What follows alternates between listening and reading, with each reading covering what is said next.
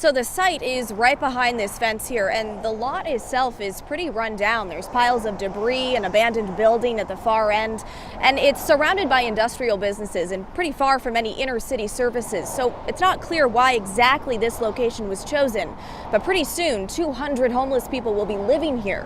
So we spent the day talking with neighbors to see what they think about all this. And here's what we found.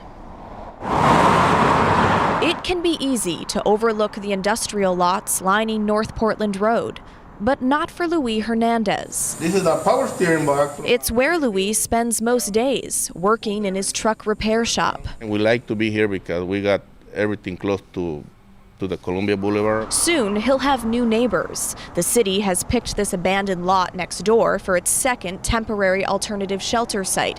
That's a mass sanctioned campsite for up to 200 homeless people.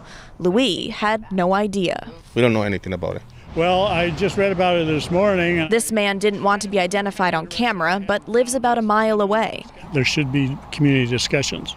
My guess is they weren't real forthcoming about. The mayor's office says they've met with local stakeholders near the site and they're working on a good neighbor agreement.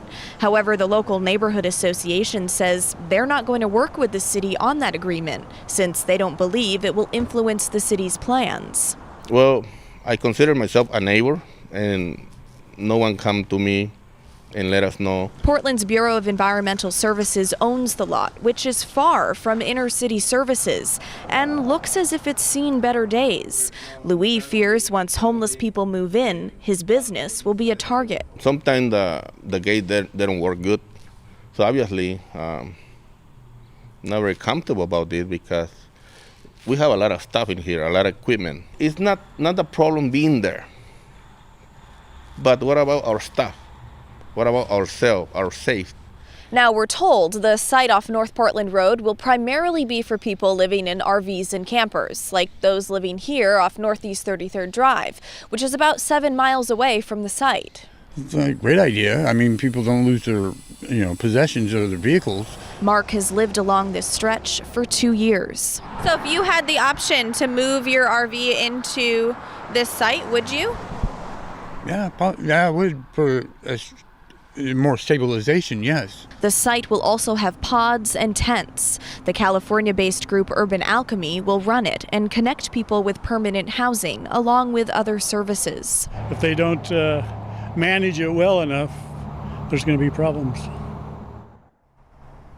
So the city plans to open this site in the coming months. And I also want to point out here that enforcement of the daytime camping ban is contingent upon the city opening more sites like this, so homeless people have places to go. And they're doing that. In the past 4 months, they've opened 4 more shelter sites, including these mass camps in the smaller, safe rest villages, adding an additional 400 shelter beds in Portland.